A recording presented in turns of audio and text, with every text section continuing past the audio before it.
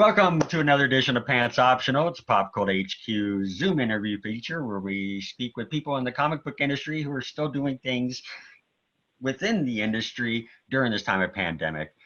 Today, my guests are two of the three editors on the Ringo-nominated anthology All We Ever Wanted from publisher of Wave Blue World.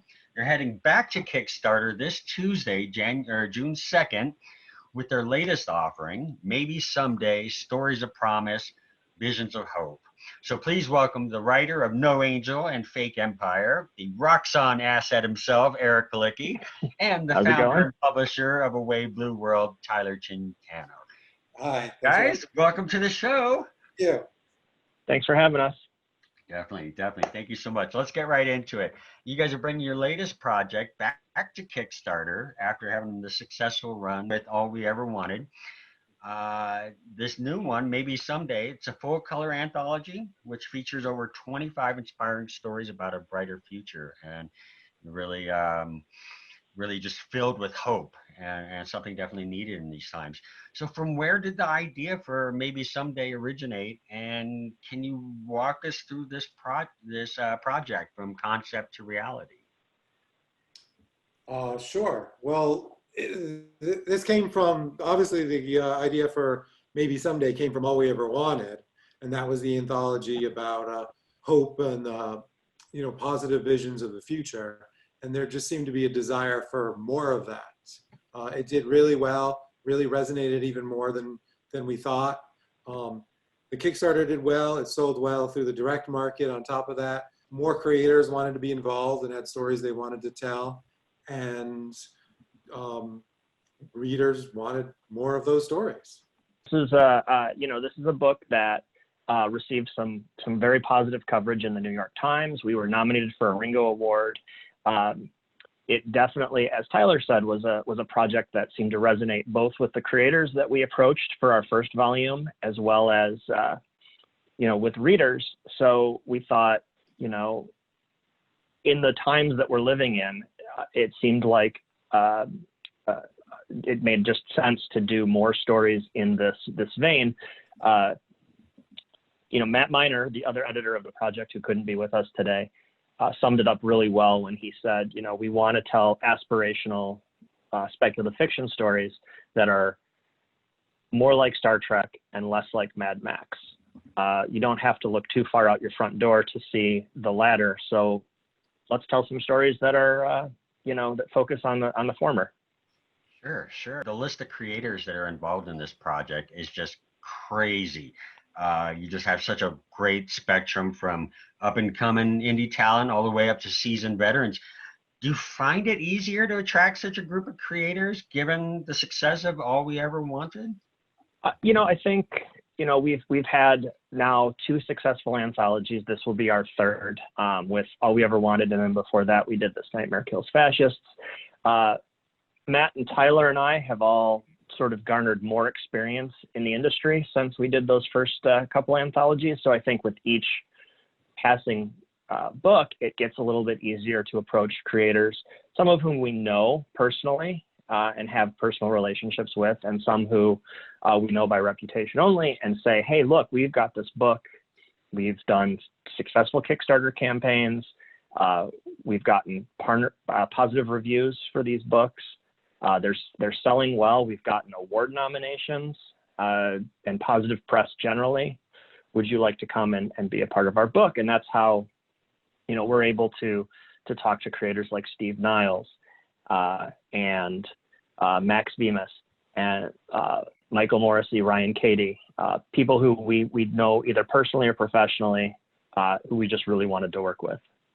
You make a lot of those relationships at conventions, and having them shut down is kind of, you lose a lot of that. But fortunately, this Kickstarter gives you a platform where you can still engage and interact with fans and fellow creators still in a virtual atmosphere rather than a convention. So Tyler, your rewards in this campaign are just incredible. You have an exclusive Kickstarter cover for the anthology, which is fabulous news. sticker, digital PDF, behind the scenes sketchbook, signed book plates, and by the list of creators you have, I mean, those would definitely be not only well received, but highly sought after. Deals for retailers, which is always fabulous. And then also being able to pick up the original All We Ever Wanted and this follow-up Maybe Someday anthology.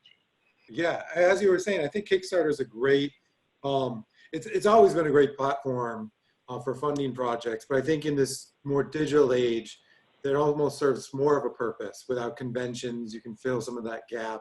People can get a similar experience of being involved with a project and seeing the creators through this Kickstarter platform and all the tools that they have. One thing we didn't want to do was make it too complicated with the prizes. I know sometimes it can get a little overwhelming when people look at the different reward levels and aren't sure which version or what to get. So we did want to streamline that a little bit, but people do like to back at different levels, whether it's a simple, just get the digital PDF or the book, or get some special things on top of that. So we did make some tiers. I think the most important decision we made when we discussed about it was that we wanted to make the Kickstarter edition an exclusive cover only for the campaign. So people who backed it would get something special that wasn't available outside of it. Because we do publish through the direct market and the book market, you know, this is a project that will see the light through retailers when it's published. But we didn't want those supporters who were backing us early and helping us put this together feel like they were just getting the same thing that everybody else was getting, and that there wasn't anything special for their early support. So that's why we have this exclusive cover. There'll be a different one that comes out during that time. So as we're fulfilling and sending everything out, that kind of tends to happen all together. There still is that separation where someone can be like, okay, I back the campaign, I get this one. Beyond that, yeah, we paired it up with, if people missed All We Ever Wanted or needed a physical copy of that, you can get both. And then we also have the book plates, the signatures, especially with the conventions not happening. People don't have a chance to get their books signed. You know, we'll do that by sending these book plates around, get a bunch of creators to sign them. For people who are interested in that, we have a couple levels there where they can get some signatures for the creators. That's wonderful. And the retailer level is a real great way to bring them into the picture. Yeah, same thing. You know, any retailer, when the book comes out, will be able to get the direct market copies. But as an incentive to get in on the campaign, if they want to have something, you know, they'll have the opportunity to actually sell a few copies of the Kickstarter exclusive if they back now. So that just gives, you know, a little more incentive to come in now rather than just wait for it to come out. Definitely, definitely. And you know, editors rarely get the spotlight. You know, it's not an easy role. Usually people recognize your work when you mess up, you know, or when you miss stuff or let things get through. But we wanted to kind of lift you guys up in your roles. And along with that, Eric, can you kind of detail what your role was like in the editorial process for this anthology? Sure. So Matt and I, as well as Tyler, we kind of did a pretty equal division of labor here, when it came to approaching creators, you know, vetting their pitches, their proposals, partnering writers and artists, looking at scripts as they came in and making suggestions for edits as needed, and then doing the same for, you know, the various art stages. But I think where that, you know, one of the things that we did a little bit differently in that each person brings their own sensibility to the project, which I think lends the book to have a lot of different voices. So Matt's a little more diverse. Yes, yeah. You know, Matt's idea of what a better world looks like might not be 100% like what I think. So the creators that we each approached, you know, sort of reflect that. And I think that that is great because it does, as you say, bring a nice diversity of voices, as well as, just their creative approaches to the book. Right, right.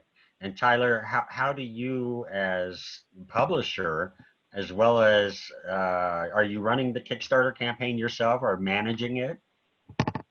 I think that we are sort of the central spot of running the campaign, but Matt and Eric are very involved in the process, and have access to the page. And we're talking about, we went over the rewards, and what to put together for it. So it's a very kind of open, collaborative process where we do try to make sure people know what lanes they should be working in, so that we're not necessarily all over each other, but that we're also checking in and going over everything together. I have that sort of hybrid role of part editor, part publisher. So I tend to sort of stick more towards the organizational format, production side of things, where they're a little bit more hands-on with the creators themselves and developing their stories. But there aren't super specific hard lines.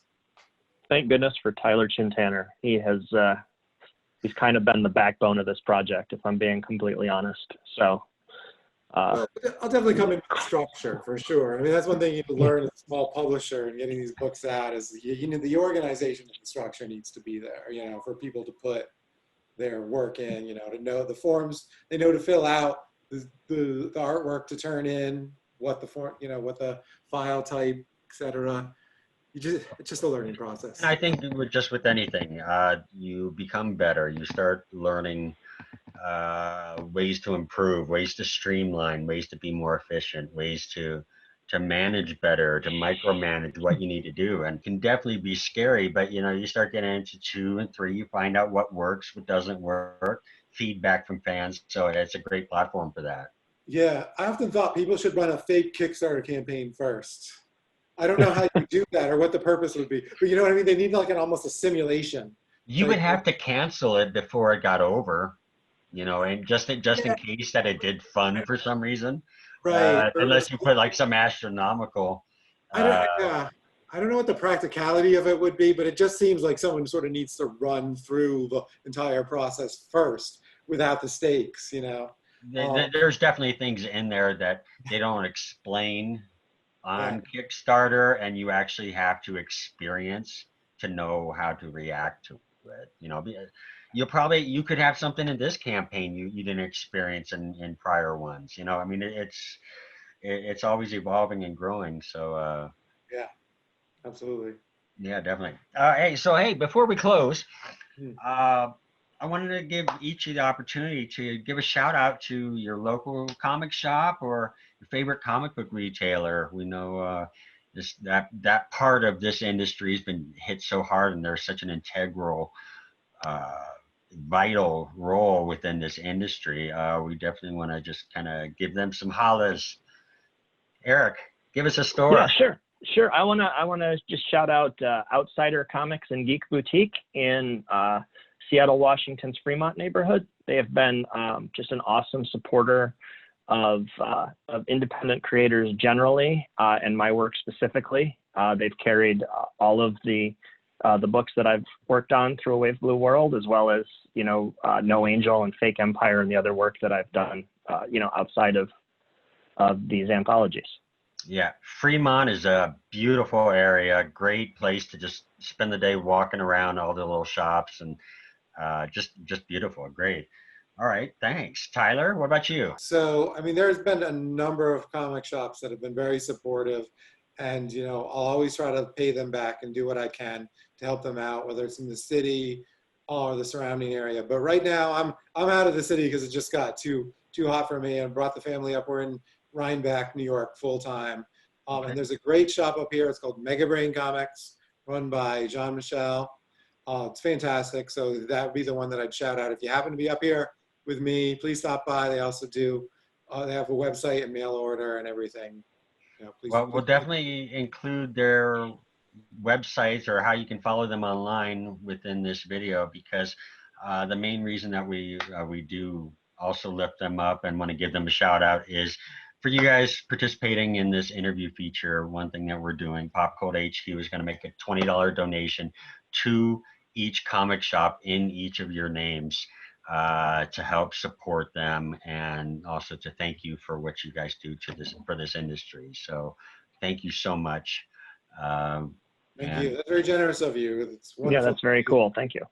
Thank you. We're happy to help. So thank you so much for taking the time. Be sure to check out maybe someday Stories of Promise, Visions of Hope, coming to Kickstarter June 2nd. Thank you to my guests, Tyler Chin-Tanner and Eric Palicki. Thank you guys, and have a great rest of your week. Thanks for having us. Appreciate it. Thank you so much for giving us the chance to talk about our project today. Hey, my pleasure.